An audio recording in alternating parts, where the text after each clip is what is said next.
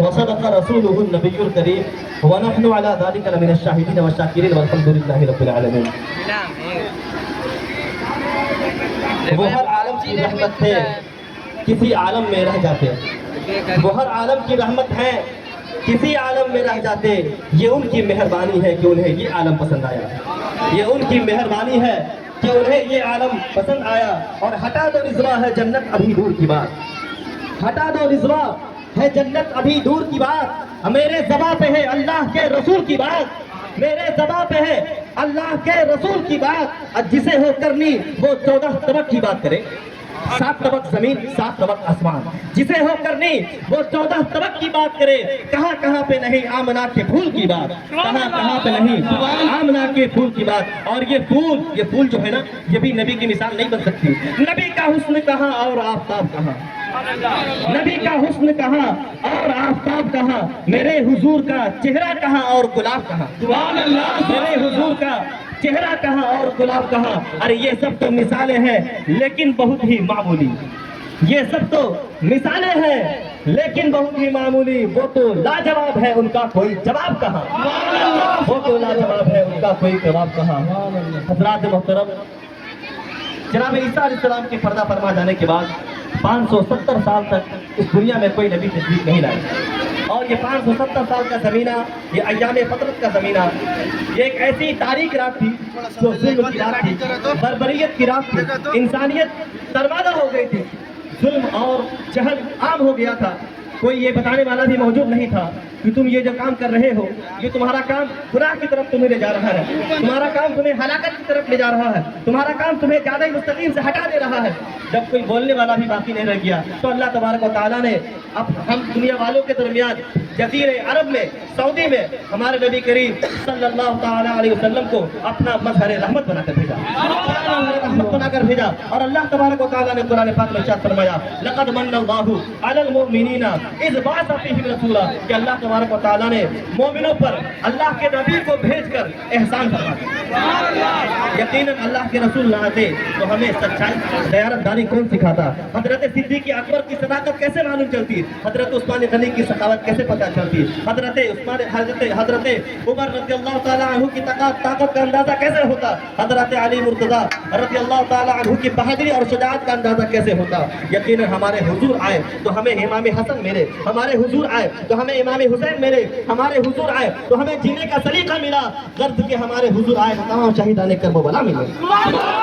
ہمارے حضور نہ ہوتے تو کچھ نہ ہوتا. ہمارے حضور کے اخلاق کے ایک پہلو، بس ایک پہلو آپ کے سامنے بیان کروں گا کہ ہمارے حضور اکرم صلی اللہ تعالیٰ علیہ وسلم اپنے وعدے کے اتنے پکے تھے کہ مکہ کے کفار و مشرکین جو کفار تھے، مشرکین تھے، لیکن اس کے باوجود بھی ہمارے نبی کی دیانت داری اور سچائی کی بنا پر آپ کے پاس امانتیں رکھتے تھے.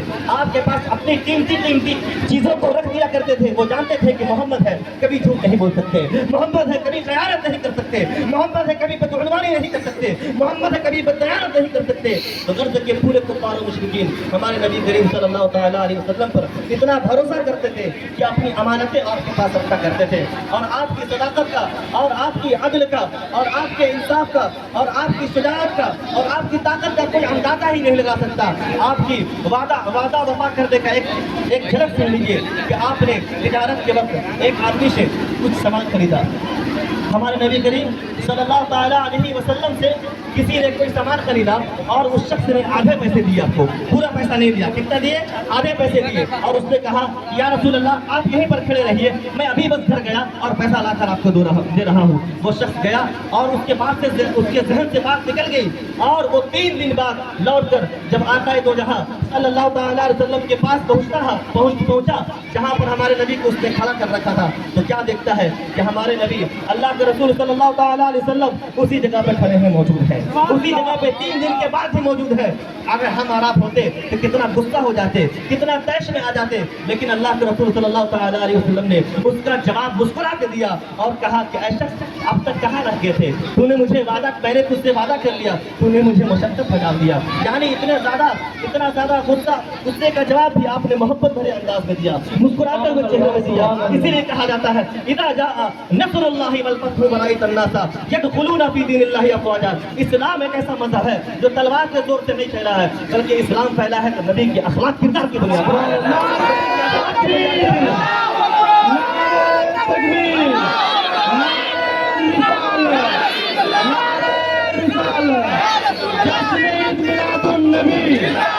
जश्न ईद मिलादुन नबी, दिलदार की आमद, मदनी की आमद। बस एक मिनट और आपका मैं वक्त चाहूंगा कि याद रखिए कि कोई भी कौम हो, किसी अगर दूसरे कौम पे जुल्म करती है तो जिस दिन वो कौम तसल्लुत में आ जाती है, इक़्तिदार में आ जाती है, सत्ते में आ जाती है, तो वो कौम उससे ऐसा इंतकाम लेती है, ऐसा प्रतिशोध लेती है कि आप उनकी दास्तान पढ़ना सकेंगे।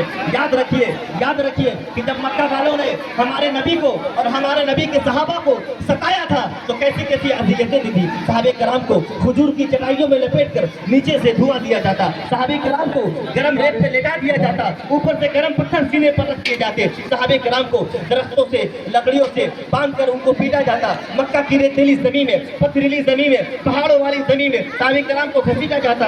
गर्द के इस्लाम लाने के जुर्म में हज़रत खब्बाब बिन अरत को दहकते हुए अंगारे पर लेटा दिया गया और ऊपर से गरम एक शख्स आपकी छाती पर, आपके सीने पर सवार हो गया। लेकिन याद रखो जब 8 साल के बाद हमारे नबी मदीना से जब मदीना हिजरत कर गए, मदीना से हिजरत के बाद फतह मक्का के लिए हमारे नबी आते हैं, तो उस वक्त जब फतह मक्का जब पता हो जाता है तो सहाबे कराम कहते हैं या रसूल अल्लाह, इन्होंने मुझे बहुत सताया है, इन्होंने मेरे साथ बहुत ज्यादती की है, आज हम इनको नहीं बख्शेंगे। अब यौमुल मलहमा, आज तो जंग करने का दिन है। लेकिन नबी करीम सल्लल्लाहु अलैहि वसल्लम फरमाया क्या है साहबा, आज जंग का दिन नहीं है, अल यौमुल मरहमा, आज तो रहमो करम का दिन है, आज तो माफ करने का दिन है, आज तो बख्श देने का दिन है।